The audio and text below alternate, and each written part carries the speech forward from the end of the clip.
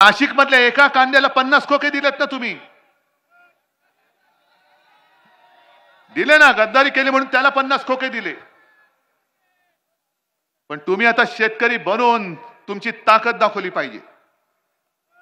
मी तुम्हाला वचन देतो, आपल्या इंडिया आघाडीचं सरकार आल्यानंतर तुमचा हिताचा निर्णय मी घेतल्याशिवाय राहणार नाही, माझं तुम्हाला वचन आहे. नाहीतर सरकार कोणाचं आहे? मोदी जे काय फिरतात शहनशाह सारखा आणि आमच्यावरती टीका करतात. मी कालच्या सभेत सुद्धा बोललोय, त्यांच्याकडे रेकॉर्ड तीच आहे. जसं पूर्वी ते ग्रामोफोन मध्ये रेकॉर्ड अडकायची, तशी मोदींची पिन अडकले, रेकॉर्ड पुढे सरकत नाही. घराणेशाही घराणेशाही घराणेशाही. उद्धव ठाकरे आदित्य ठाकरेला मुख्यमंत्री करण्यासाठी लढतोय. शरद पवार सुप्रिया सुळेला मुख्यमंत्री करण्यासाठी लढतायत. अहो निदान आम्ही आमच्या मुलांसाठी लढतोय. आणि मुख्यमंत्री करायचं नाही ते जनता ठरवेल.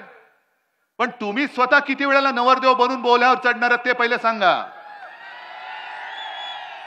प्रत्येक वेळेला निवडणूक आली का मोदी बाबा तयार, मुंडवळ्या लावून मीच तिकडे पाठावरती चढणार.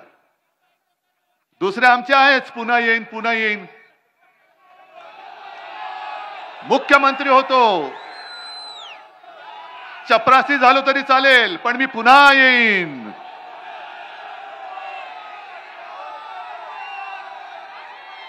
मग हे तुम्हाला पटतंय? मग आमच्याकडे तुम्ही बोट दाखवता काय आम्ही घराणेशाही केली. आणि मला तर मोदींना मी आज जाहीर आव्हानच देतोय, परत देतोय. मोदी तुम्ही वंशावळ घेऊन या. गेल्या 7 पिढ्यांची मी माझी घेऊन येतो. माझे वडील कोण, माझे आजोबा कोण, आजोबांचे वडील कोण, त्यांचे वडील कोण, त्यांनी काय काय महाराष्ट्रासाठी केले, मी काय करतोय, माझा मुलगा काय करतोय. मोदीजी तुम्ही तुमची वंशावळ घेऊन या आणि दाखवा, एकदा खरी काहीतरी दाखवा. नकली डिग्री सारखी नकली वंशावळ घेऊन येऊ नका. कधीतरी सांगता तुम्ही रेल्वे स्टेशनवरती चहा विकत होतात, कधीतरी सांगता हिमालयामध्ये गेलो होतो, कधीतरी सांगता बांगलादेशच्या स्वातंत्र्य युद्धात होते. वाटेल ते जे तोंडात येईल ते थापा मारतायत. पण आता मात्र आम्ही तुम्हाला थारा देणार नाही, अजिबात देणार नाही. कारण गेल्या 2 वेळेला 14 आणि 19ला आमचीच चूक होती. आणि मी त्याच्यासाठी पूर्ण महाराष्ट्राची माफी मागतोय, तुमची सुद्धा मागतो. कारण 19 साली आणि 14 साली मीच आलो होतो मोदींना मत द्या सांगायला. ही मोठी चूक झाली. कारण ह्यांच्या मनामध्ये जे विष आहे, हे विष आता बाहेर पडलेले आहे. ज्या पद्धतीने त्यांनी माझा घात करण्याचा प्रयत्न केला, सोन्यासारखी माझी शिवसेना, छत्रपतींचा पवित्र भगवा, मोदी तुम्ही त्या भगव्याला कलंक लावलेला, गद्दारीचा कलंक लावलेला आहे. आणि याचा पुरावा या मिंद्यांनीच दिलेला आहे. गेल्या आठवड्यामध्ये मिंद्यांनी त्यांच्या कार्यकर्त्यांसमोर बोलताना सांगितलं, मिंद्यांनी सांगितलं की मी करेक्ट कार्यक्रम केला. आणि मग मोदी आणि शहाना सांगितलं मी माझं काम केलंय, आता पुढचं काम तुम्ही करा. आणि मग मोदीजी आणि शहाजींनी खरी शिवसेना आणि धनुष्यबाण हा आपल्याला दिला. म्हणजे तुमची लायकी नाही. या गद्दारीच्या कटाचे सूत्रधारे मोदी आणि शहा आहेत.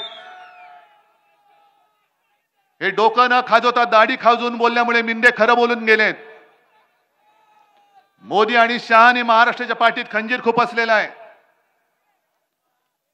आणि अमित शहा ते पण असेच काल परवाकडे वसईत येऊन गेले आणि ते पण बोलून गेले नकली सेना. मी मागेच बोललो होतो, जो याच्या पुढे शिवसेनेला नकली बोलेल कोणी असेल तो बेअकली आहे. कारण जो अक्कलवान असतो त्याला एकदा सांगितल्यानंतर कळतं. पण ज्याला अक्कलच नसते त्याला किती वेळा, म्हणजे गाढवा पुढे वाचली गीता, कालचा गोंधळ बरा होता. म्हणून आम्ही तुमच्या समोर गीता वगैरे काय पठण करणार नाही. जे काय आहे तो माझा महाराष्ट्र आता तुम्हाला तुमच्या भाषेत उत्तर देईल. मी 22 जानेवारीला सुद्धा आलो होतो, 23 जानेवारीला इकडे सभा झाली होती. मला विचारतात अमित शहा 370 कलम काढलं काश्मीर मधलं, त्याच्याबद्दल उद्धव ठाकरेंचं काय मत आहे? अहो 370 कलम काढायला आम्ही सुद्धा पाठिंबा दिला ना, जाहीर पाठिंबा दिला. पण तुम्ही खरंच 370 कलम काढलेत का? 370 कलम काढल्यानंतर काश्मीर शांत झालंय का? काश्मीर मधले पंडित जे आपल्याच देशामध्ये निर्वासित होऊन संपूर्ण इकडे तिकडे पसरले होते, ज्यांना फक्त आणि फक्त हिंदू हृदय सम्राट शिवसेना प्रमुखांनी आपल्या महाराष्ट्रामध्ये आसरा दिला. मोदीजी तुमचं नाव सुद्धा कोणाला माहित नव्हतं तेव्हा.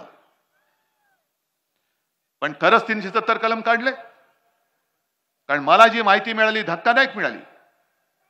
गेल्या आठवड्यामध्ये बाजूला म्हणजे जळगाव मध्ये माझी सभा होती आणि त्या सभेमध्ये आपले वकील असीम सरोदे होते आणि असीम सरोदेनी एक कायदेशीर मुद्दा मांडला आणि त्यांनी सांगितलं की 370 कलम काढलेलं नाही, ते काढण्यासाठी जी एक वैधानिक प्रक्रिया करावी लागते विधानसभेच्या मार्फत ती केलेलीच नाहीये. मग यांनी त्यातलं एक काम काय केलं तर 370 म्हणून त्यातलं एक पोट कलम आहे ते तूर्त निष्प्रभ करून ठेवलेलं आहे. आता तुम्ही म्हणाले तुम्ही काय सांगताय निष्प्रभ केलं म्हणजे काय केलं? म्हणजे थोडक्यात सांगायचं हे दिवे आहेत, या दिव्याचं बटन मी बंद केलंय, दिवे काढलेले नाहीत, बटन दाबलं का पुन्हा दिवे चालू होणार. तसं 370 कलम त्यांनी निष्प्रभ केलंय आणि त्याचा परिणाम असा झालाय की जी एक बंदी होती की काश्मीरच्या बाहेरची लोक काश्मीरमध्ये जागा विकत घेऊ शकत नाही, ती बंदी उठवली गेली. पण त्याचा फायदा कोणी घेतला?